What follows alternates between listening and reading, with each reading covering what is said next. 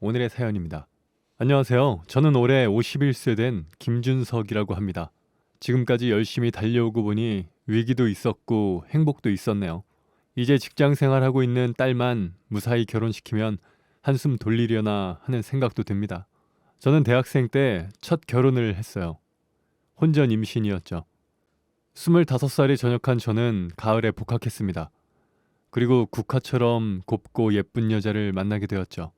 항상 밝고 활기찬 모습에 반해서 따라다니다가 교제를 시작했어요. 그런데 1년 정도 만났을 때 여자친구가 덜컥 임신을 해버렸습니다. 둘 다 학생인데 눈앞이 캄캄해졌지만 내 아이를 가졌으니 내 여자다 생각하고 후다닥 결혼했습니다. 결혼 후 바로 예쁜 딸이 태어났고 저는 아내와 딸을 생각해서 졸업 전에 취업부터 했죠. 젊은 날을 좀 더 즐기지 못한 것에 대한 아쉬움도 물론 있었지만 예쁜 부인과 딸이 있으니 직장 생활이 힘들어도 집에 가면 시름이 풀리고 그저 언젠가 할 결혼, 언젠가 가질 아이, 좀 빨리 앞서 나간 거라고 생각하면서 나름 행복하게 살았습니다. 그런데 딸이 12살쯤 됐을 때 언젠가부터 아내가 수상하게 느껴지더군요. 외출만 했다 하면 연락도 잘 되지 않은 채 늦게 들어오고 갑자기 화장이 진해졌죠. 낌새가 남자가 생긴 것 같았습니다. 그리고 얼마 지나지 않아 남자와 있는 걸 저한테 들켜버렸습니다. 다정스레 팔짱까지 끼고 대담하게도 동네를 활보하고 있었기 때문에 아내는 빼도 박도 못하고 외도 사실을 인정했죠. 그 즉시 아내와 이혼하고 딸의 양육권은 제가 가져왔네요. 후다닥 이혼을 했지만 이후 저는 동네 창피하고 속이 다 상해서 딸과 함께 고향 쪽으로 이사를 왔습니다. 그리고 버스터미널 근처에 만화방을 차렸죠. 속은 문드러지지만 먹고는 살아야 했으니까요.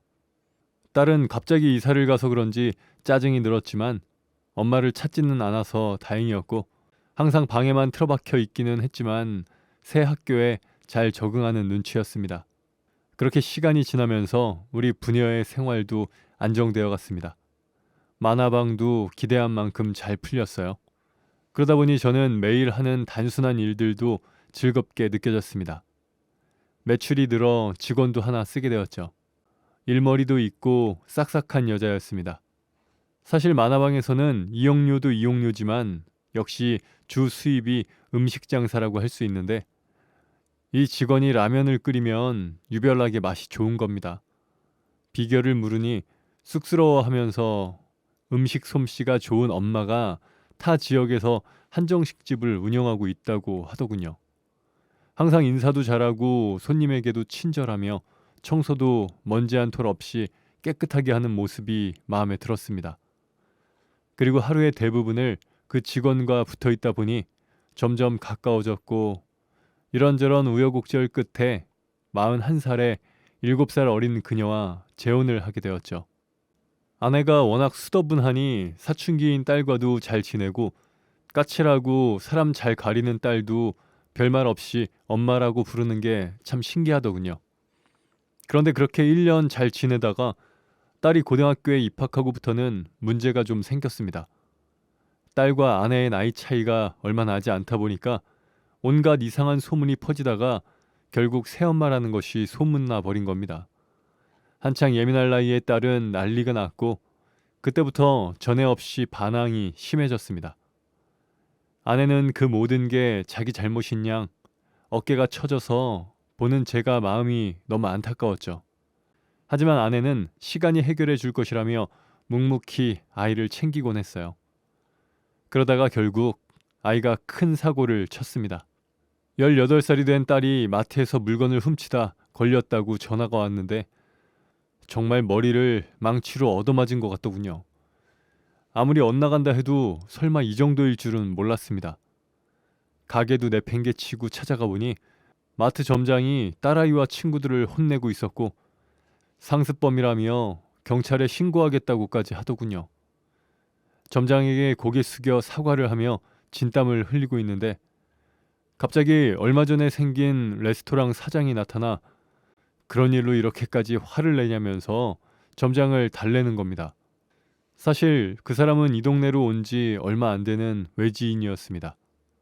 하지만 처음 등장할 때부터 눈에 띄는 사람들이었죠. 좋은 차를 타고 이 동네와는 어울리지 않는 큰 레스토랑을 했거든요. 물론 그때도 외제차가 많아지던 시기이긴 했지만 그 부부의 차는 특히나 좋은 차여서 난다긴다 하는 사람들도 못 사는 비싼 차였습니다. 안 그래도 작은 지방 소도시에 그렇게 화려한 사람들이 들어오니 그 부부는 엄청나게 눈에 띄었고 사람들의 부러움을 샀죠. 얼마 후 레스토랑을 오픈하면서 손 사장 부부도 상인연합회에 나오기 시작했는데 저는 그때 그 사람과 처음 대화를 해봤어요. 얘기해보니 부자답게 호탕하고 당당하더군요. 게다가 손 사장은 얼마나 부자인지 그 레스토랑 건물도 샀다고 했고 그 이후로도 이 동네 주변 건물을 3개나 샀다는 소문이 돌았죠. 진짜 신기한 건 손 사장의 레스토랑이 잘 되지도 않았다는 겁니다. 그러다 보니 사람들은 손 사장을 금수저라고 칭찬하기도 했죠. 그런데 손 사장이 갑자기 마트에 나타나 점장을 말려주니 너무나 고마웠습니다. 사실 손 사장 부부는 이 동네에서 평판도 아주 좋았거든요. 가끔 재력을 좀 과시하며 거들먹거리긴 했지만 동네 사람들에게 밥도 잘 사고 손 사장의 아내도 이웃들에게 선물을 자주 하는 사람이었기에 그런 행동이 빈축을 사지도 않았습니다. 물론 그 부부 주변에 붙어서 콩고물이라도 떨어지길 바라는 사람들도 많이 있었죠. 사실 저는 그런 모습이 깨름직해서 손 사장과 적당한 거리를 두고 지내고 있었습니다. 그런데 이번에 보니 정말 좋은 사람이란 걸 알 수 있었죠. 그날 갑자기 나타난 손 사장은 마트 점장을 달래느라 상당히 애를 썼습니다. 에이, 그러지 말고 진정해. 아니, 자네도 애가 있으니까 알 것 아니야. 애들 키우다 보면 한 번씩 이런 일이 있을 수 있어. 서로 이해하고 도와줘야지. 안 그래? 그리고 저 학생들이 훔친 거 우리 매장 식자재 들어올 때 거기다 청구해. 내가 낼게. 들리는 소문에 마트 매출의 상당 부분을 손 사장이 책임지고 있다더니 실제로 점장은 손 사장의 한마디에 예, 형님이 그렇게 말씀하시니 어쩔 수 없네요. 알았습니다. 하며 좋게 넘어가 주었죠. 그런 손 사장이 얼마나 고맙던지 몰라요. 그 뒤로 손 사장과 저는 제법 가까워졌습니다.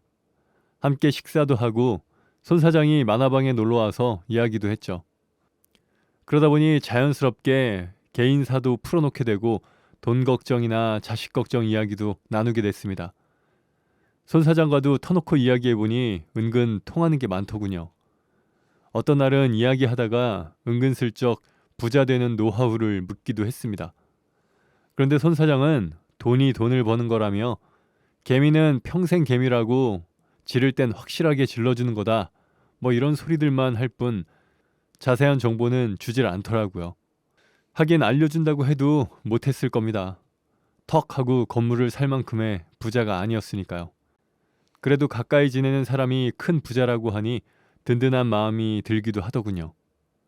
돈으로 무슨 도움을 받은 건 아니었지만 손 사장은 여유가 있어서 그런지 마음 씀씀이가 넉넉했고 이런저런 방법으로 저를 챙겨주기도 했거든요. 특히 딸아이 문제도 말입니다. 어느 날 손 사장과 대화를 하던 중 딸에게 전화가 걸려왔습니다. 전화를 받으니 대뜸 엄마 욕을 하면서 짜증을 내는데 듣고 있자니 화가 나더군요. 그래서 저는 딸아이에게 화를 냈고 부녀간 곱지 않은 대화가 길게 오고 가는 걸 보던 손 사장은 안 되겠네. 언제 가족들 데리고 우리 식당에 외식 한번 와. 분위기 풀 겸. 알았지? 하더군요. 그래서 저는 딸과 아내에게 그 레스토랑에서 외식을 하자고 했습니다. 그런데 당연히 싫다고 할 줄 알았던 딸이 흔쾌히 가겠다고 하더군요. 나중에 알고 보니 그 레스토랑에 잘생긴 아르바이트가 많다는 소문이 나서 친구들 사이에서 그 레스토랑 가는 게 자랑이었다고 하네요. 어쨌든 저는 이 기회에 아내와 딸이 다시 전처럼 친해졌으면 좋겠다고 생각을 했죠. 그렇게 온 가족이 손 사장의 레스토랑에 갔는데 밖에서 보는 것보다 더 크고 고급스러운 레스토랑이더군요. 저도 모르게 조금 기가 눌려 있는데 손 사장 부부가 와서 가게 구경을 시켜주었습니다. 그리고 함께 맛있는 음식을 먹으며 이런저런 이야기를 했죠. 손 사장의 부인은 제 아내의 고충을 위로해 주었고 손 사장은 딸에게 자기네 가게는 철저하게 인물 보고 직원을 뽑는다며 아르바이트를 해보라고 권하기도 했습니다. 외모 칭찬을 들은 딸은 시급도 높다며 아르바이트를 하겠다 했죠. 그날 이후 손 사장 부인이 종종 아내를 불러 함께 식사를 했는데 두 사람 다 선물을 자주 받아오더군요. 딸은 좋아하는 연예인 상품이나 가끔은 휴대폰 같은 고가의 제품을 받아오기도 했고 아내도 향수나 립스틱 같은 고급 화장품을 받아오곤 했습니다. 아내도 딸도 너무나 좋아했고 아이러니하게도 서로의 관계도 호전되고 있었습니다. 저는 손 사장 부부를 만나고 이런 식으로 가정의 분위기가 좋아진 것이 뭔가 이상했지만 거부할 수 없더군요. 하지만 저는 딸과 아내의 모습을 보면서 고민이 커져갔습니다. 사실 언젠가부터 만화방 매출이 별로였거든요. 2년 전까지만 해도 한 달 돌리면 충분히 먹고 살 정도는 나왔는데 버스터미널이 이전을 해서 그런지 서서히 매출이 떨어지더니 월세 내는 것조차 힘이 들었습니다. 6년을 잘 버텨준 만화방을 정리하려니 속은 상했지만 더 이상 두고 볼 수만은 없었습니다. 결국 아내와 상의 끝에 만화방을 접고 식당을 차리기로 했죠. 아내가 음식을 잘하기는 하지만 음식 장사는 처음이라서 손 사장과 식당의 컨셉이나 위치 등을 진지하게 이야기를 나눴습니다. 그리고 아내와 좋은 메뉴를 개발하기 위해 열심히 노력했죠. 그렇게 식당 창업을 위한 준비를 하고 있던 어느 날, 손 사장이 얼마 전 매입한 건물이 우리 식당 위치로 괜찮을 것 같다며 마침 1층 가게가 나간다고 하니 저렴한 가격에 전세로 내어주겠다 하더군요. 아니, 상가를 전세로 준다니 그런 건 말로만 들어봤지 저한테 이런 기회가 올 줄은 몰랐습니다. 임대료만 나가지 않아도 다른 걱정 없이 장사에만 신경 쓸 수 있으니 정말 좋은 기회였죠. 게다가 전세니까 나갈 때 보증금까지 돌려받을 수 있으니 손해볼 게 하나도 없었으니까요.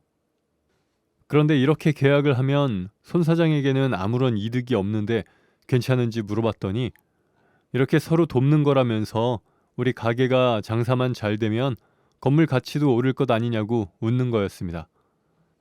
난 먼 미래를 보고 될 만한 사람을 옆에 두는 거야. 장기적으로 보면 내가 더 큰 이득이지. 안 그래? 저는 심장이 빠르게 뛰는 것을 느끼며 44세인 지금이 제 인생의 전환점이라고 굳게 믿어 의심치 않았습니다.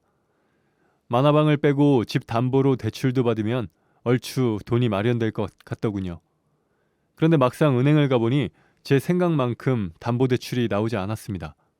이리저리 백방으로 알아봤지만 결국 손 사장이 말한 전세 보증금에서 5천 정도가 부족했죠. 그나마도 손 사장이 처음 말한 금액에서 1억 정도나 깎아준 금액이었기 때문에 마음이 정말 급해졌습니다. 하지만 더 이상 돈이 나올 구멍이 없어서 조바심만 칠 뿐이었고 돈 때문에 시간을 끌다 보니 손 사장도 시들해진 것 같은 느낌이었습니다. 결국 저는 부모님이 물려주신 집안 재산에 손을 대기로 했습니다. 부모님이 돌아가시면서 물려주신 땅이 있는데 그 땅은 우리 형제의 공동 소유였어요. 그래서 저는 그 땅을 팔거나 담보로 대출을 받기 위해 동생에게 연락을 했습니다. 동생은 제 말을 다 듣더니 우선 알았다며 재수 씨와 이야기해보겠다고 했죠. 사실 지금까지 동생에게 연락을 하지 않고 미뤄뒀던 게 이 재수 씨 때문이었습니다. 교사인 재수 씨는 워낙 깐깐하고 똑똑하게 구는 사람이고 잘 따지는 스타일이기 때문에 이 방법만은 최후의 보루로 남겨놨던 것이었죠. 아니나 다를까 재수 씨는 요목조목 따지고 들었습니다. 무척 피곤한 과정이었어요. 하지만 돈이 아쉬운 건 저였기 때문에 성실하게 대답을 할 수밖에 없었죠. 그런데 끝도 없이 따지던 재수 씨는 급기야 손 사장에 대한 질문까지 하더군요. 아무렴 내가 손 사장에 대해서 잘 알지도 못하고 일을 할까? 기가 막힐 노릇이었습니다. 재수 씨는 몇 번이고 동생을 통해 손 사장에 대한 질문을 해왔고 보다 못한 아내가 직접 재수 씨와 통화를 했습니다. 손 사장이 어떤 사람이고 이 동네 큰 손이고 우리에게 어떤 도움을 줬는지 구구절절 이야기했죠. 그 과정을 보고 있는데 정말 더럽고 치사하다는 생각만 들더군요. 아니, 막말로 우리가 잘 되면 동생네를 못 본 채 할 것도 아니고 그냥 믿고 도와주지 진짜. 제 지분도 있는 재산인데 동생과 잘난 재수 씨에게 구걸하는 것 같기도 해서 점점 감정이 상했습니다. 그 와중에도 시간은 하염없이 흐르고 있었죠. 손 사장한테는 땅을 내놓았다고 이미 말해놨고 가게에 다른 사람이 들어오기 전에 동생 부부를 설득해야 한다는 생각에 전전긍긍했습니다. 결국 저는 동생 부부에게 손 사장을 소개해 주겠다고 했습니다. 백문이 불여일견이라고 손 사장을 직접 보면 깐깐한 재수 씨도 납득할 거라고 생각했거든요. 동생과 재수 씨는 기다렸다는 듯 그 주말에 바로 내려왔습니다.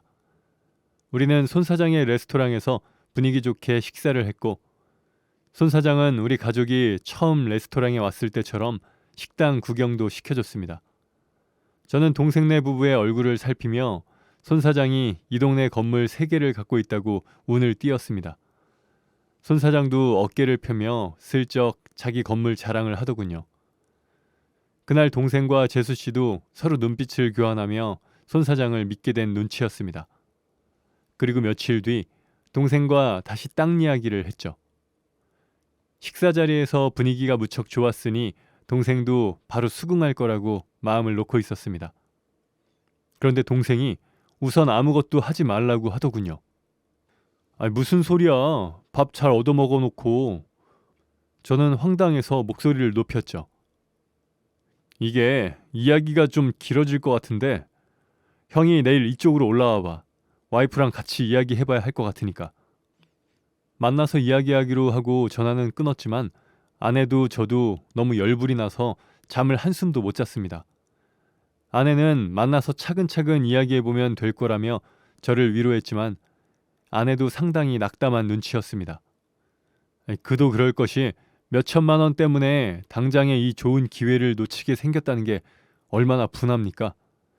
다 된 밥에 콧바트리는 것도 아니고 정말 무력한 저에게 화가 났습니다. 결국 저는 정 안 되면 상인들한테 아쉬운 소리 해서라도 빌려야겠다는 생각을 했고 다음날 동생네 집으로 갔죠. 재수 씨는 차분한 얼굴로 과일을 깎아 차와 함께 내왔지만 그런 게 눈에 들어올 리가 없었습니다. 숨도 돌리지 않고 바로 본론으로 들어갔죠. 아, 왜 안 된다는 거야? 형, 손 사장님이라는 사람 이름이 손창수랬지? 근데 그 사람 명의로 된 건물은 하나야. 다른 건물 확인해봤더니 다른 사람 명의인데 뭐 그건 가족일 수도 있을 것 같고. 저는 동생의 말에 화들짝 놀랐지만 침착하게 물었습니다. 아니, 네가 그걸 어떻게 알아? 그때 손 사장이 자기 건물에 뭐 있고 그런 이야기 했잖아. 와이프가 로드뷰 찾아서 그런 건물 몇 개 등기를 확인했어. 근데 아무리 생각해도 이상한 게 그 사람 지금 건물 돌려막기 하는 것 같아. 대출로 건물을 사고 전세를 주는 거지. 갭 투자하는 식으로 말이야. 지금 대출은 그냥 있을 수 있는 수준인 것 같은데 문제는 이 사람이 사람들한테 돌려줄 전세금이 없어 보인다는 거야. 우리 생각이 맞다면 얼마 안 있으면 시끄러워질 것 같은데? 형이 들어가려고 하는 이 건물도 상황은 비슷할 거야. 이 사람 전세금 반환해줘야 할 시기 오면 크게 터지게 생겼어. 다음 사람이 들어오지 않으면 못 내주는 거잖아. 동생의 이야기에 머리가 멍했습니다. 청천벽력 같은 소리였어요. 사실 제가 들어갈 건물의 등기부는 확인한 적이 있는데 다른 건물은 생각조차 못한 겁니다. 어느 정도 대출이 있는 건 이해할 수 있었습니다. 사실 대출을 안 받고 건물을 그렇게 많이 사는 건 힘들겠죠. 그런데 건물 돌려막기라니. 전세금을 못 준다니요. 아주버님, 저희가 괜한 오해를 하는 걸 수도 있어요. 그런데 조심하는 게 좋으니까 작은 돈이 아니잖아요. 시간 끌면서 조금 더 기다려보시는 게 좋을 것 같아요. 어차피 그 사람 아주버님한테 전세 주는 것 말고는 다른 수가 없을 거예요. 한두 푼도 아니고 조심해서 나쁠 것 없잖아요. 재수 씨가 특유의 깐깐하고 똑똑한 말씨로 조목조목 말하는데 그 말 하나도 틀린 게 없어서 저는 고개를 주걱거리며 듣고 있었습니다. 그리고 다시 집으로 돌아온 저와 아내는 손 사장과 동생 내외의 말을 놓고 오락가락 헷갈렸습니다. 그런데 아내가 말하더군요. 그런데 우리가 손 사장이랑 가깝게 지내서 그렇지 한 발자국 떨어져 있는 동선의 생각이 더 객관화되어 있는 것 같아. 우리 그 돈 날리면 정말 끝장이잖아. 시간 좀 끌어보자. 그 말을 듣자 지금까지 발을 동동 구르던 마음이 차분해지는 것 같았습니다. 그 자리를 잡아야 한다는 마음은 여전히 남아 있었지만 차분하게 행동하려고 노력했어요. 이후 손 사장이 몇 번 더 가게 이야기를 했음에도 저는 온갖 핑계를 대면서 시간을 끌었죠. 그렇게 버텼더니 손 사장은 급기야 전세금을 더 깎아준다고까지 하더군요. 전에 없이 초조한 모습에 지금 뭔가 똥줄이 타기는 타는구나 싶었습니다. 그리고 결국 동생 부부 말대로 얼마 안 가서 일이 터졌습니다. 손 사장의 첫 번째 건물에서 하나둘씩 시끄러운 소리가 들리기 시작했어요. 그리고 몇 달 뒤 그 건물은 경매에 넘어갔고 그 건물에서 지내던 사람들은 전세금 반환에 문제가 생겼습니다. 그리고 두 번째 건물도 마찬가지였습니다. 하나가 넘어지기 시작하니 도미노처럼 우르르 무너지더군요. 그런 상황을 보면서 아내와 저는 얼마나 가슴을 쓸어내렸는지 모릅니다. 동생네 부부가 말려주지 않았다면 저 아비규환 속의 주인공이었을 테니까요. 그리고 손 사장은 어느새 가게를 접고 쥐도 새도 모르게 이 동네를 떠났습니다. 한동안 경찰이 왔다 갔다 하기도 했고 저를 포함해서 손 사장과 가까이 지내던 사람 몇 명이 경찰에 불려가서 참고인으로 조사도 받았습니다. 알고 보니 손 사장은 수도권에서 아파트 갭 투자로 이미 문제를 일으킨 전적이 있다 하더군요. 그때도 소송을 여러 건 당하고 했던 모양입니다. 근데 이곳에 와서는 아예 건물을 갖고 한 것이죠. 더 큰 문제는 이번에는 갭 투자가 아니라 처음부터 아예 돌려줄 생각이 없었다는 겁니다. 그러니까 처음부터 설계된 사기였다는 거죠. 동네 사람들은 손 사장의 대담한 사기 행각에 정말 머리가 띵 했습니다. 심지어 사장의 부인인 줄 알았던 여자는 바람잡이이자 부동산 계약서를 쓰는 역할이었다고 합니다. 결국 부부가 아닌 공범이었던 거죠. 그 외에도 연루된 사람이 좀 있었던 모양입니다. 그 일로 한동안 동네가 시끄러웠어요. 그리고 나중에 손 사장과 그 여자는 구속을 당한 것으로 전해 들었습니다. 온 동네를 발칵 뒤집은 그 사건이 있은 지 7년이 지나 저는 51세가 되었습니다. 나중에 알게 된 사실인데 당시 동생 내외는 전세 보증금 때문에 꽤나 골머리를 썩고 있었다고 합니다. 무려 4년 동안이나 전세 보증금을 돌려받지 못했다네요. 그렇게 힘든 사정이 있었기 때문에 저를 위해 그렇게 정성껏 알아보고 잘못된 선택을 하지 않도록 말려준 거죠. 다시 생각해도 가슴이 찡하고 미안한 마음뿐이네요.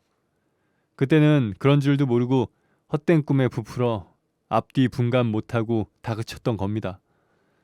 그리고 동생 부부는 다행히도 결국 그 집을 경매로 낙찰받아서 지금은 잘 살고 있습니다. 이후 저에게 갑작스런 드라마틱한 변화는 없었습니다.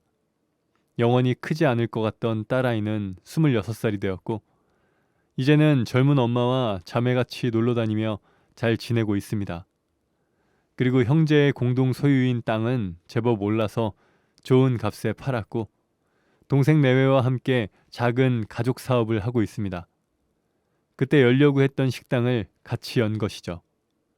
손맛 좋은 아내가 비법 양념을 만들었고 바른 소리 잘하는 재수 씨가 냉철하게 상권과 고객의 니즈를 분석했습니다.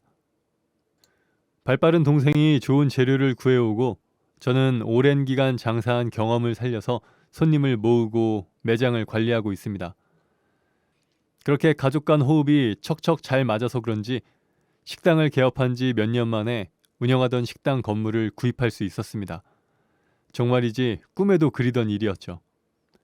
이후로는 월세가 들어가지 않으니 더 좋은 음식과 더 좋은 서비스를 손님분들께 제공할 수 있었고, 그 결과 규모가 제법 커져서 요즘은 프랜차이즈로 지점을 늘리려고 생각하고 있습니다. 물론 재수 씨의 험난한 분석의 산을 넘어야 한다는 큰 고비가 있지만요. 이제 재수 씨의 예리함을 믿기 때문에 문제 없습니다. 지금 생각해보면 그때는 건물주라고 하면 왜 그렇게 눈이 획 하고 돌아갔는지 모르겠습니다. 사실 아내와 재수 씨 공동 명의로 이 건물을 매입해서 건물주의 남편이 되어보니 참 좋긴 하네요. 하지만 그때의 저처럼 건물주라서 이렇겠다 저렇겠다 하며 그냥 제쳐놓고 우러러보는 건 바보 같은 짓이었다는 생각이 듭니다. 건물주라는 것보다 그것을 어떤 과정으로 어떻게 일구었는지를 들여다보는 게 더 중요하다는 걸 이제야 깨달았습니다. 앞으로 저는 개미처럼 열심히 일하는 건물주의 남편으로 살겠습니다. 지금까지 제 이야기를 들어주셔서 감사합니다. 네, 오늘 사연은 여기까지입니다. 채널 구독과 좋아요, 알람 설정 부탁드립니다. 감사합니다.